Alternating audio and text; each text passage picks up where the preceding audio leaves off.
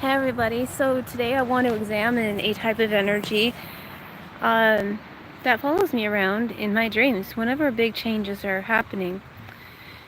And the first time I experienced this energy, I was 19. And this was when I didn't realize I was in love with this girl. I didn't even realize I was bisexual. I just thought it was perfectly normal to lay next to a girl on her bed and, to feel so happy and, fulfilled. I didn't really feel like there was anything sexual about it. And we never took it in that direction. But I considered her to be my teacher because I had renounced Christianity at 16 and I really wasn't sure where to go, and I started exploring a lot of more spiritual type things, and this was my first introduction into Wicca. So I learned a lot from her, and anyway, but we worked at the same place, Target, and I applied for what's called a team lead position, which would just be like a department manager. And I had applied several times, and this was basically the last time. If I didn't get something, I was going to move on because, I had a lot of goals and ambitions for my life, even though I came from technically the wrong side of the tracks. To me, it was like I had to dig my way out of this poverty. And that if Target wasn't going to give it to me, wasn't going to allow me to advance when they just liked my work and they were always calling me in and giving me more and more responsibility but not paying me for it. If they weren't going to pay me for it, I was going to move on.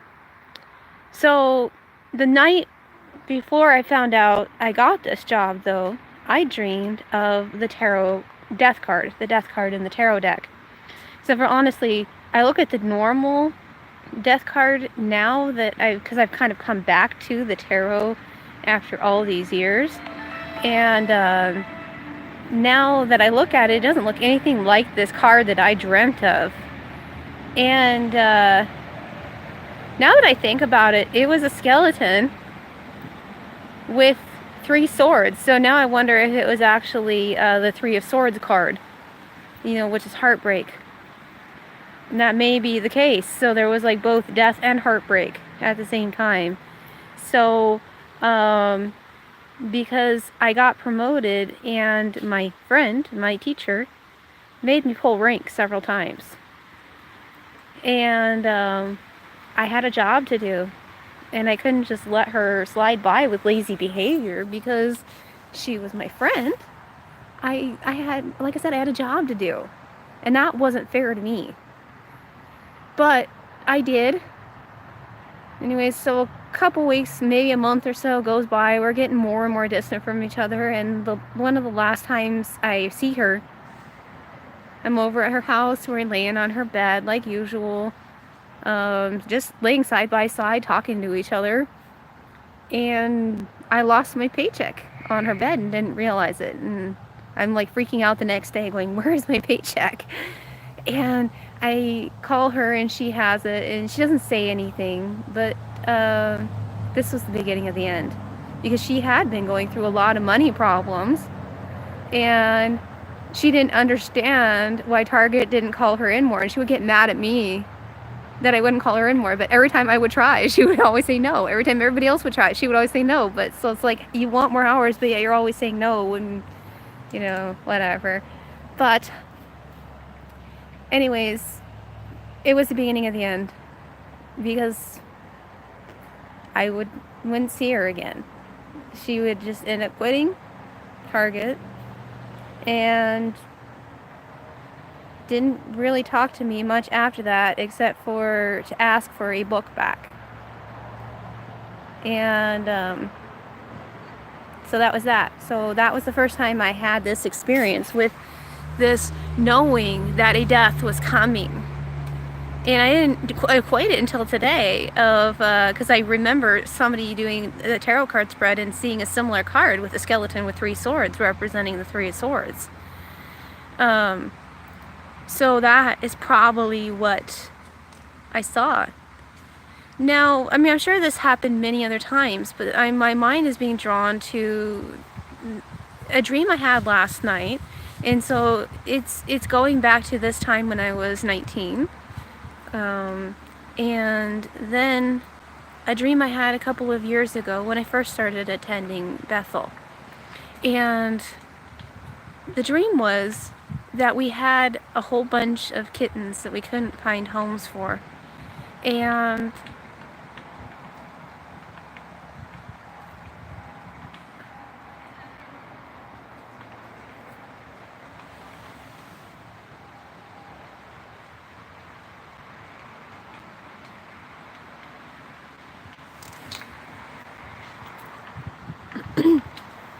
so we had a whole bunch of kittens that we couldn't find homes for, and instead of, I tried to find homes for them but couldn't, so I decided I just had to do what I had to do. And I asked Layla to stay in the other room, and I came and grabbed the kittens one by one, and but she didn't want to stay. She wanted to watch what I was doing. So she came, I grabbed them one by one and went into the next, well, it's like outside sort of, and I bashed their heads against a rock and I killed them. And I do this to all the kittens. And then on the last kitten, I bash its head and it doesn't die. It just like howls at me in pain. So I bash it again harder, and every time it just won't die. And finally, the cat is all bloody, but it's all alive. I mean, it's alive, it's moving around, and it's, finally, I realize what I'm doing, and I repent. I'm like, I am such a horrible person. How did I even do this? And I didn't quite know what the meaning of that dream was, but maybe it was the whole death thing, because shortly after that, I ended up leaving Bethel and getting my heart broken. And then last night's dream was quite disturbing, even more disturbing than this kitten dream of me killing kittens. And this dream, Layla and I, I've been having dreams of Layla and I in like a school type setting where I'm back to being more of a student. And in this, we're like in I want to say like a magic class, like learning magic or something. But there's this initiation thing that has to happen when you first start the class. And then this has to occur, like, I don't know, through like every semester or quarter or something like this. This has to happen again. And what it is a cutting of the throat. Okay, but while there is a physical cutting involved, it's a superficial wound. And so I'm being trained in how to do this. And I have to perform this on Layla. And it's so she can move to the next level. So it's like I'm a couple levels ahead of her. And I'm the one that initiates her into this next level. And I'm telling her, Layla, you've already been through this before. Why are you suddenly so terrified? She says, I don't want you to kill me. I'm like, I'm not going to kill you. Do you want somebody else to perform this? This is what you know that you need to do for this class. And why are you suddenly so afraid when you've seen this happen many times before? I mean, when I think about it, I'm like, well, of course I understand why she was afraid, but this is how I was in my dream. Anyway, I end up, convincing her that she just needs to trust me and that this needs to happen in order for her to move on. So the dream ends with me, but I don't do it from behind like I'm supposed to, because I'm not supposed to see what I do, because I'm too scared and my hand is shaking. I'm like, I have to see what I'm doing, because otherwise I might kill her, So I do, and I see it gets a little bit deep, but then I quickly just make the little slash that I'm supposed to make. She bleeds a little bit and the wound closes, and that's the end of my dream.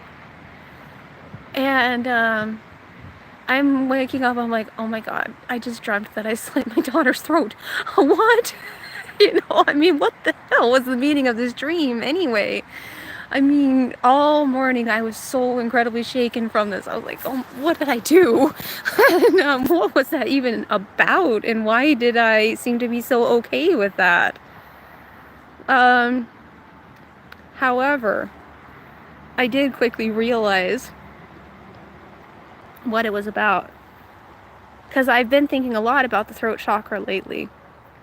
And I've had a lot of neck pain and whatever. I woke up with quite a bit of neck pain this morning. But it was odd because it wasn't a like more debilitating pain. It was almost like because I released something last night. I realized I did. I was playing with my lapis lazuli and massaging my neck with it. You know, but so my neck hurt, but it also felt a lot looser than it has been. And I also realized that it was closely tied to Jeannie because my neck never hurt this much until I met him. And he had really bad neck problems, and so ever since seeing him, I have had neck problems. And it's like, oh, come on, what is happening? I don't want this. Go away from me. I've tried to cut the cords with Jeannie several times, and I just can't. So now at this point, I just really have to trust God. God, I don't know what you're doing with this, but well, yeah, we'll see what you do. I'm trusting that if we're supposed to be united, we will. But I don't know how you're going to do it, especially when you have me working on building my community, building my home, rebuilding my marriage, fixing things, just trying to declutter. And actually, it seems like I'm settling in and for the long haul here. So I realized that this dream, this initiation process, was about the whole thing of, it was the next level of clearing out the throat chakra. So it's like the old medical practices where they would, make somebody bleed in order to remove disease or whatever. That was their idea of how to do it. Bloodletting, I think is what they called it.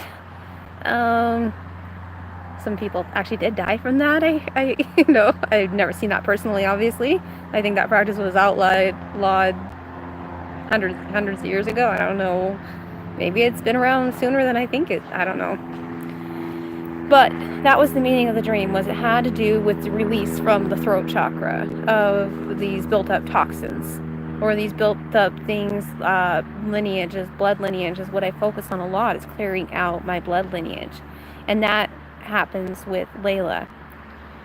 And what really scared me about the dream, though, is she and I, we don't always get along that well.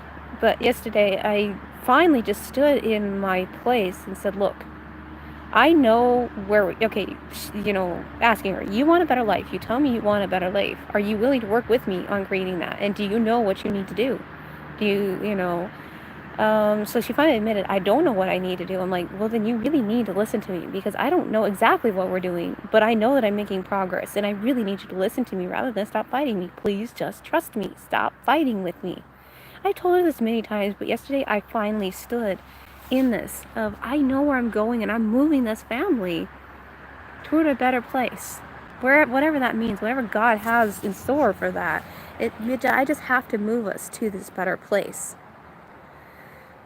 So I was telling her to trust me and whatever. And in essence, the behavior in my dream, why are you suddenly so scared? Why don't you just trust me?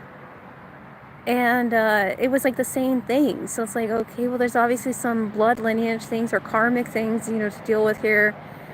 I don't know. But it was a death dream. I know that. It was a letting go of something, moving on to a new phase. It was an initiation into the next stage or something like that. And reminding me what I've realized, 3 years ago, that I am Layla's only teacher. The girl has incredible dreams, and she used to have really bad night terrors until I figured out what was going on, and I helped her realize how to face her demons. And this has become the focus of our work, is removing the demons, is understanding how we're being controlled and what can we do about that. So yeah. What else was there?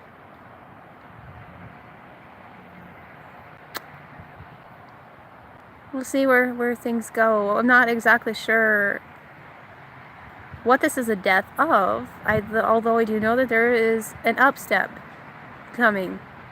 A move forward, but there's an initiation into the next realm, or whatever, coming. Next level up. And I've had, Venus has really been bringing up a lot of things for me. But I haven't been so down and out like I was throughout the summer of just sobbing and crying and in constant pain. I mean, I've actually been feeling a lot better and freer these past 2 months. But now it's almost like there's this final purging of just getting rid of things that don't need to be there. But I don't know. I really am not sure.